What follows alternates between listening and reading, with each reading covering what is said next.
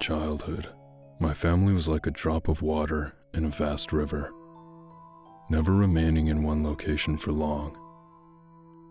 We settled in Rhode Island when I was 8, and there we remained until I went to college in Colorado Springs. Most of my memories are rooted in Rhode Island, but there are fragments in the attic of my brain which belong to the various homes we had lived in when I was much younger. Most of these memories are unclear and pointless. Chasing after another boy in the backyard of a house in North Carolina, trying to build a raft to float on the creek behind the apartment we rented in Pennsylvania, and so on. But there is one set of memories which remains as clear as glass, as though they were just made yesterday. I often wonder whether these memories are simply lucid dreams produced by the long sickness I experienced that spring. But in my heart, I know they are real.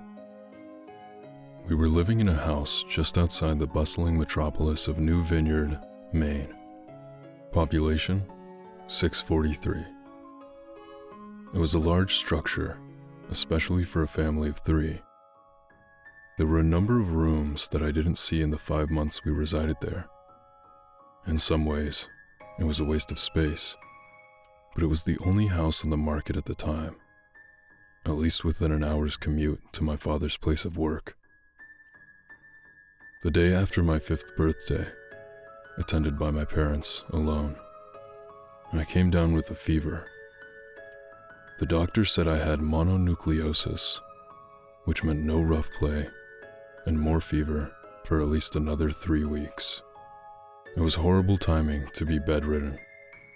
We were in the process of packing our things to move to Pennsylvania, and most of my things were already packed away in boxes, leaving my room barren.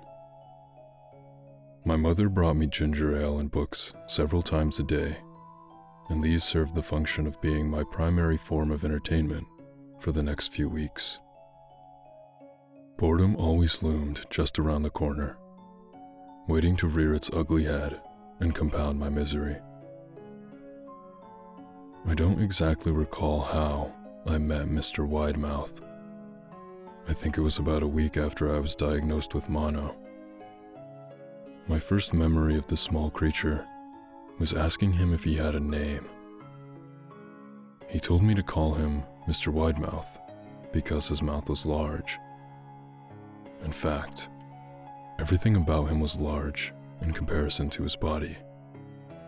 His head, his eyes, his crooked ears, but his mouth was by far the largest. "You look kind of like a Furby," I said as he flipped through one of my books. Mr. Widemouth stopped and gave me a puzzled look. "Furby? What's a Furby?" he asked. I shrugged. "You know, the toy. The little robot with the big ears. You can pet and feed them, almost like a real pet." "Oh." Mr. Widemouth resumed his activity. "You don't need one of those. They aren't the same as having a real friend." I remember Mr. Widemouth disappearing every time my mother stopped by to check in on me. "I lay under your bed," he later explained. "I don't want your parents to see me because I'm afraid they won't let us play anymore." We didn't do much during those first few days. Mr. Widemouth just looked at my books, fascinated by the stories and pictures they contained.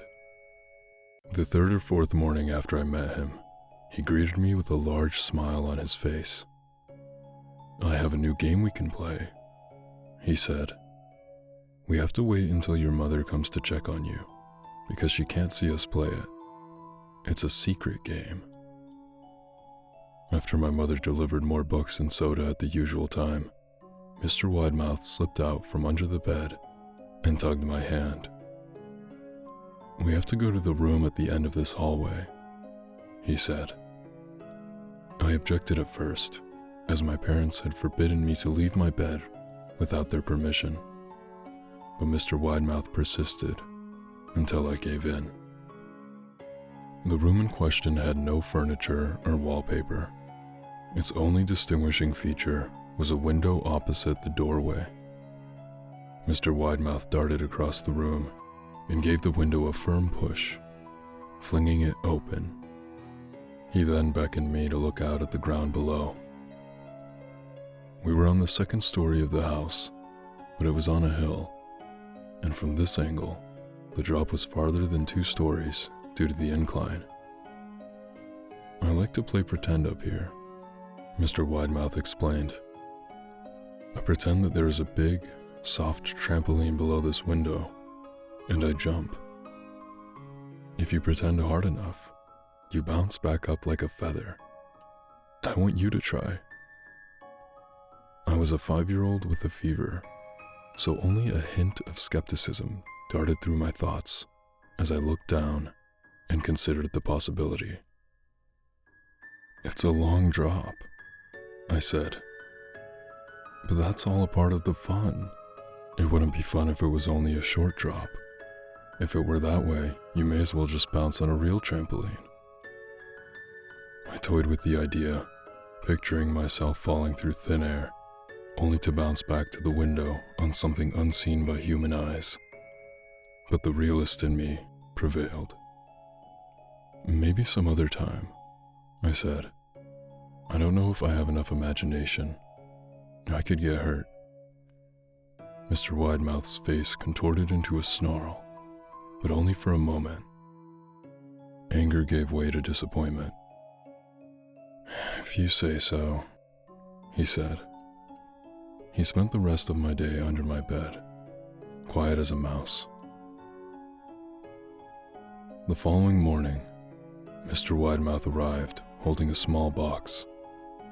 "I want to teach you how to juggle," he said. "Here are some things you can use to practice before I start giving you lessons." I looked in the box. It was full of knives. "My parents will kill me," I shouted, horrified that Mr. Widemouth had brought knives into my room, objects that my parents would never allow me to touch. "I'll be spanked and grounded for a year." Mr. Widemouth frowned. "It's fun to juggle with these. I want you to try it." I pushed the box away. "I can't. I'll get in trouble. Knives aren't safe to just throw in the air." Mr. Widemouth's frown deepened into a scowl. He took the box of knives and slid under my bed, remaining there the rest of the day. I began to wonder how often he was under me.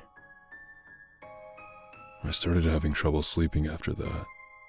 Mr. Widemouth often woke me up at night, saying he put a real trampoline under the window.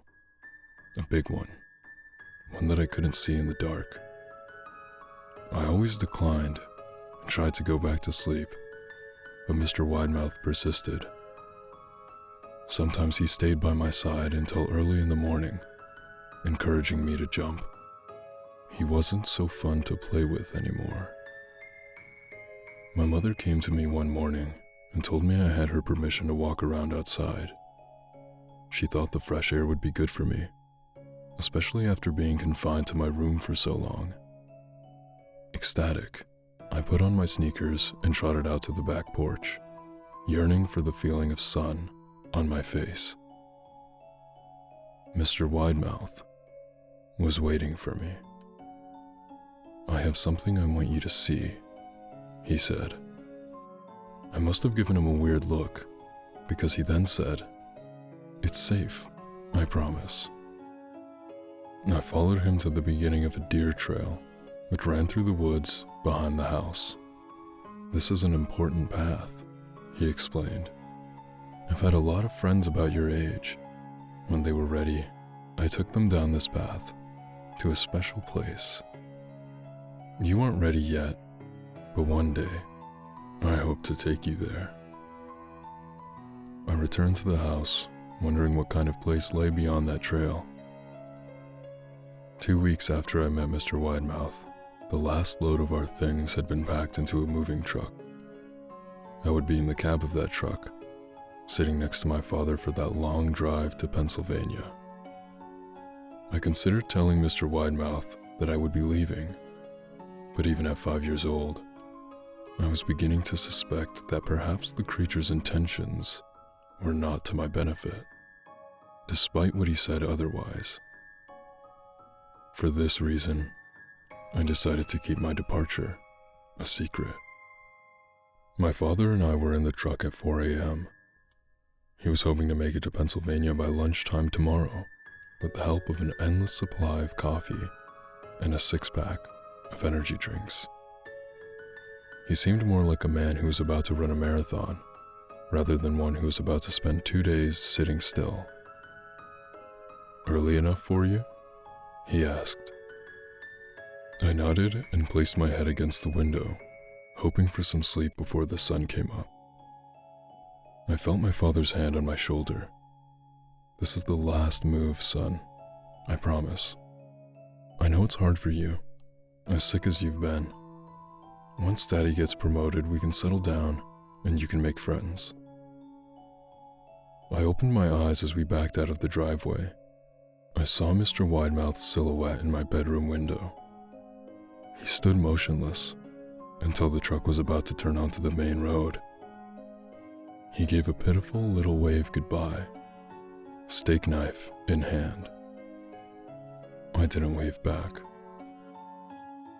Years later, I returned to New Vineyard.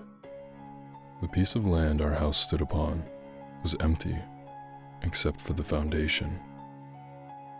The house burned down a few years after my family left. Out of curiosity, I followed the deer trail that Mr. Widemouth had shown me. Part of me expected him to jump out from behind a tree and scare the life out of me. But I felt that Mr. Widemouth was gone, somehow tied to the house that no longer existed. The trail ended at the New Vineyard Memorial Cemetery. I noticed that many of the tombstones belonged to children.